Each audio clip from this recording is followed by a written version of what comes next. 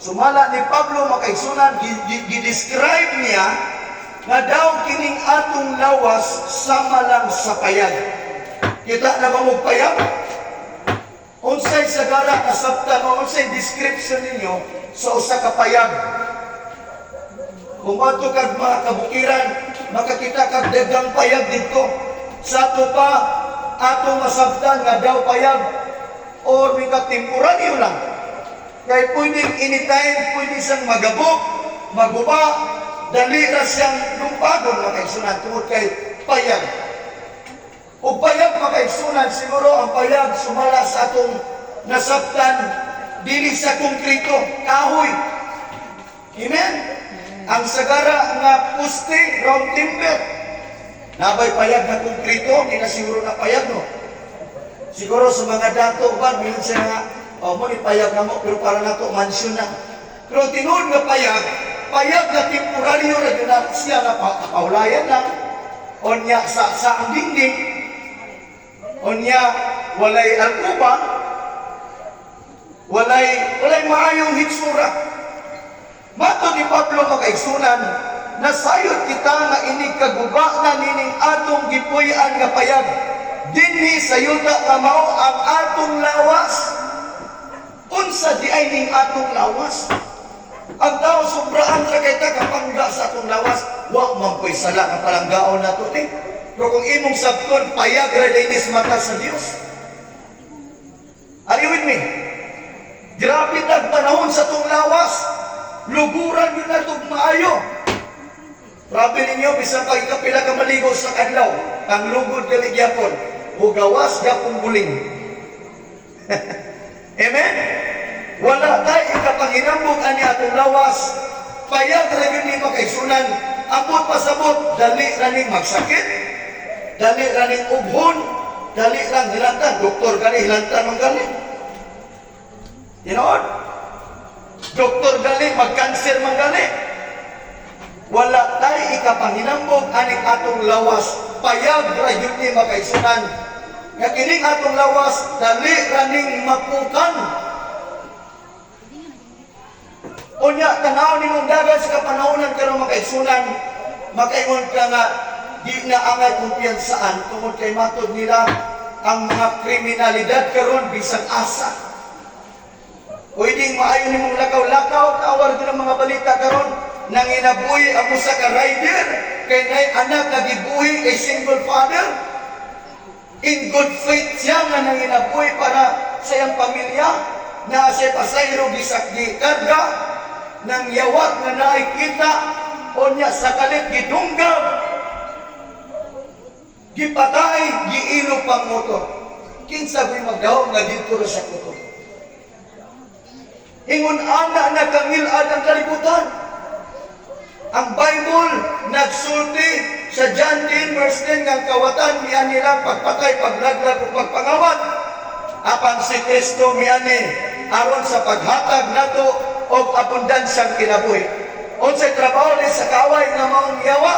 Pagpatay, paglaglag o pagpangawat. Unsay kawaton sa kaway nga maong yawa? Kawato niya, posible ang imong kalipay, kalinaw, bahandi, aron ang tao madisperado, madiscourage, maubitaw sa inunay mga nanggihigog. Ngirgig kayo, nga naman, kung ang tao gali makaigsunan, dili gali ka magbatol og seryosong pakigrelasyon sa Ginoo, vulnerable kay ka sa mga estratehiya sa kaaway, pwede niya nga i-manipulate ang tao aron ma-discourage ka, aron mubuhat ka og di na maayong mga butang, hantod nga pakyun kaniya. Busay soon ang panawagan karong panahon na, gikinanglan mawalig yun ang pulong sa Dios. Walay naing solusyon sa kinabuhi, walay naing solusyon sa pamilya, gikinanglan matagpamilya, naay Jesus sa ilang kinabuhi, naay Kristus panimalay, naay relasyon sa Dios. Mao rin gikinanglan nato, kay anytime kung diya na kakutok, makaigsunan, wa tay mahimo. Importante nga kung buhi pa ka, sa buhi pa ka, naakay relasyon sa Ginoo, nakapangalagad ka sa Ginoo. Amen. Kaduwang pa mo sa balita dito sa Mantigaw tuwing adlaw kagahapon. Murag palit ni na gali namo matod sa kong mama. magaigsunan kung sa di kasuko sa mong tao. Kita man niyo ko sa picture kay gisen sa akong igagaw. Giputlan taog liog ang 82 anyos na tigulang sa kasuko. Makaigsunan ko higala nini matawon kagabion. Ang kamatay karon bisag asa makita nato sa kriminalidad, trahedya, gubat sa ubang nasod, grabing patay dito. Ato karon gagubat gyapon ang Amerika o ang Iran, ang Ukraine, ang Russia. Sakto ang propesya sa Bible na in the last days dunay humor support. Kamano ba ka nga kining pangitabo karon ang gubat o ang linog? Ang Bible na daan nagpasidaan na daan, nagsulti na daan, na daw kini mao'y kimailhan sa adlaw sa Ginoo. Sa to pa, kung kini nga pangitabo karon nga atong nakita o nga atong nakita ang katumanan sa Biblia, makaingon gyud ta nga duol gyud di ay pagbalik sa Ginoo. Pero daghang pang mga tao karon wa pay panahon sa pag-ila sa Dios, sa pagduol sa Dios, pagsurrender o pag-alagad sa Dios. Busay so na panawagan karong panahon na mawali ang gugma sa Dios, aron ang tao makadungog sa ebanghelyo, aron ang tao masayod sa gugma sa Ginoo. Nga ang gugma sa Dios makaigsunan, gidemonstrar ng niya dos Katolik ng Milabay. Kung mabasa nimo ang Roma 5:8, gidemonstrar sa Dios iyang dakong gugma. Nga bisan kita makasasala, namatay si Kristo alang nato. Amen. Katong kamatayon ni Kristo dito sa krus sa Kalbaryo, mao yung dakong demonstrasyon sa iyang gugma kanato. Sa gugma sa Dios nga mahal. Ang John 3:16, kumun kay nga bersikulo, apan diya nimo makita ang kadako sa kasing-kasing sa Dios. Gigugma sa Dios ang tibuok kalibutan.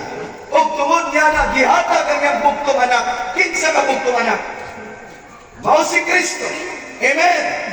Ang mutuon niya di malaglag, apan may kinabuhi walay katapusan. Try to imagine, ang gingon sa Bible, ang mutuon ni Jesus, dili malaglag, sa to pa, aduna di ay pagkalaglag. Kinsay malaglag, ang walay pagtuo, ang walay relasyon niya. Iksuan ko igala, ang rason nga adunay pagwali karon aron ang tao masultihan unsa ka importante ang pakigrelasyon sa Ginoo. Especially karon nga panahon na. Amen? Doon ay gingon sa Bible makaisunan sa Efeso 5, versikulo 16, usa ka nindot nga versikulo sa Bible makaisunan. Og matod pa dinhi na ayo nato paggamit ang atong mga adlaw or ang atong panahon. Ako basahan makaisunan ng Efeso 5, versikulo 16. Ayo paggamit ang inyong panahon kay dautan kining mga adlaw. Busa ayaw kamo pagpakabuang, maning kabuti hinuon nga masabtan ninyo ang kabubuton sa Ginoo. Naon sa ikot pasabot ni Pablo, matod pa niya, ayuha paggamit ang inyong adlaw o panahon. Kanusa nga panahon, kanusa nga adlaw, karon anytime. Sa to pa, gikinanglan ang tao nga adunay kaalam kung saan niya pag-manage iyang adlaw-adlaw nga kinabuhi. Kay matod pa ni Pablo, kay dautan kining mga adlaw.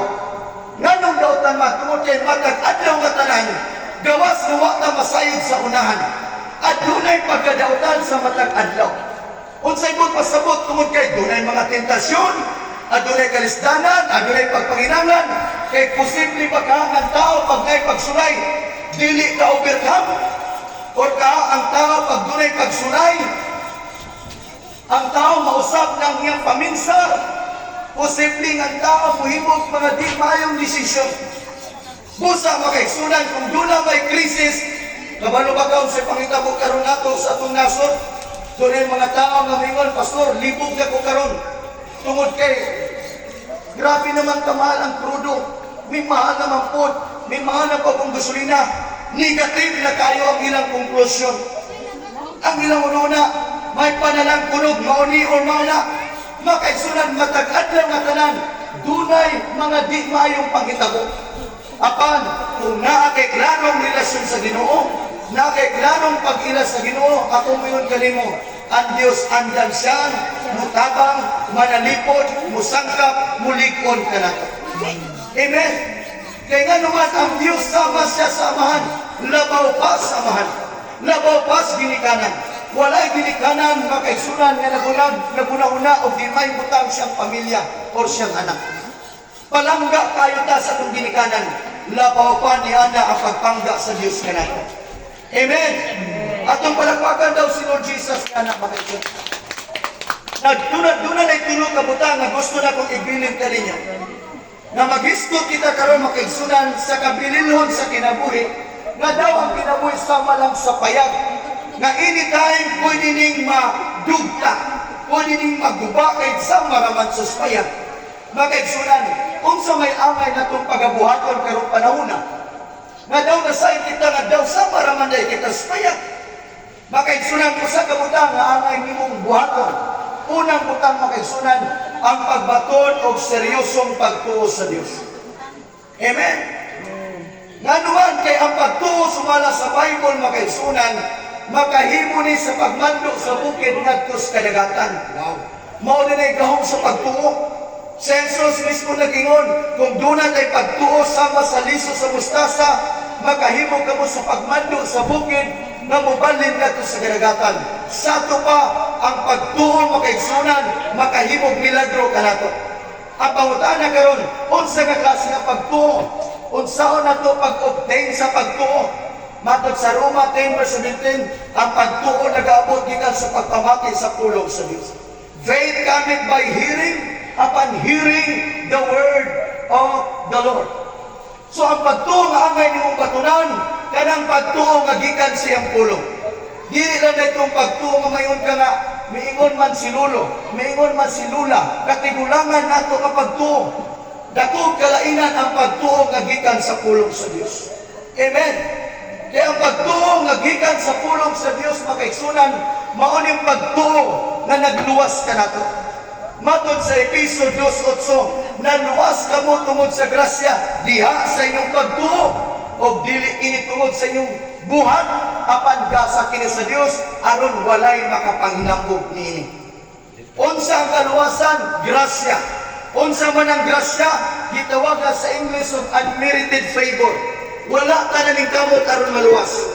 Kinsay naghimog kaluwasan? Mao ang Dios. Pinaagi kang Kristo. Si Kristo gihatag na ni kanato. Mao hinungdan nga si Kristo namatay sa krus Kalbaryo. Kay si Kristo ang nahimong bayad sa imong sala o sa akong sala. Siya ang gitawag og sacrificial offering. Now si Kristo makaisunan namatay alang natong tanan kay siya lang ang higpit nga halad o bayad sa imong sala o sa akong sala. O ang good news karon kay huwag si Kristo namatay sa krus Kalbaryo, gilubong siya og sa ikatulog adlaw, nabuhi siya, nabanhaw siya o buhi siya sa walay katapusan ato palakpakan siya sus. Makaigsunan ang sentro sa atong pagtuo na din kita nakabatong sa mong kaluwasan tungod ni Kristo. Amen. Wala na ilaing reason kanong naluwas ta. Dili kayo moingon ang tao. Luwas man siya ko, Brad, kay maing tao ko. Wak ko kapatay, manghinatagon man ko. Makaigsunan, ang basihan sa kaluwasan, dili tungod kay maayo ka. Dili tungod kay na kay daghang nahimo. Apan ang basihan sa kaluwasan, tungod sa gibuhat ni Kristo, maunay grasya. Ang atong muhaton, mutuo ta sa kinasing-kasing gayon. Kay maunay gitawag og good news or ebanghelyo. Unsa man ang ebanghelyo? Ang ebanghelyo mauni na si Kristo namatay sa krus Kalbaryo, gilubog og nabanhaw. Maunay ebanghelyo. In other words, gitawag na og good news. Nganong good news man? Kinsa gud ta nga pakamatyan? Apan tungod kay gihigugma ta niya makaigsunan sa Jesus gihatag niya kaugalingon, ingon nga sacrificial offering. Siya ang nahimong substitute sa paghalad og karniro, toro o baka. Wala ka si Jesus gitawag sa the Lamb of God. Siya ang gilama sa mas karniro, namatay sa krus Kalbaryo once and for all para sa tanang tao sa tibuok kalibutan. Apan praise the Lord kay wala siya nagpabiling patay sa lubnganan. Nabanhaw si Jesus. Amen. Busa mutuo kita, mauna ang klase ng pagtuo. Kana ka pagtuo mo'y nagluwas nato. Mituot nga sa Jesus namatay sa krus Kalbaryo. At dunay giingon ni Pablo makaigsunan sa 1 Corinthians 15 verse 2. Miingon si Pablo, naluwas kamo sa maayong balita nga akong giwali kaninyo. Gawas kong taphaw ang inyong pagtuo. Aduna day taphaw. Unsa man ang taphaw nga pagtuo? Kanang pagtuo nga taphaw makaigsunan, maayo lang musulti apan walay makitang buhat. May musulti Ginoo, musimba pod pero way kausaban ang kinabuhi. Ang kinabuhi gulong gyapon sa bisyo kahilayan. Magusto to Ginoo, taphaw nga pagtuo. Busa ako mo challenge kaninyo, mudasig kaninyo, samtang doon na pahigayon. Ayaw tuguti nga may mong taphaw ang atong pagtuo. Seryoso na itong pagtuo sa gitawag og Ebanghelyo. Kaya dili lalim ang gibuhat ni Jesus para lang maluwas na. Amen. Dili lalim ang sakripisyo kamatay ni Jesus. Gibuhat ng tanan. Gisakit siya sa makalilisan. Apan katong tanan yung gibuhat para nimo o para nako, para nakong tanan. Kaya giligog man nagitas Ginoo. Balik ko na kung episode 8, naluwas ka mo tungod sa grasya, gihat sa iyong pagtuo, o gili kinibunga sa iyong binuhatan, apan grasa ni sa Dios aron walay makapanginambog. Busa makaigsunan, ang conclusion nato sa kaluwasan, it is by Him and through Him. It is not by our own words, but it is by His words. It is by the love of the Father. Dili ka pwedeng mingon nga maluwas ko kay gwapo among simbahan, maluwas ko kay sikat among reliyon. No. Religion cannot guarantee for your own salvation. It is by Him.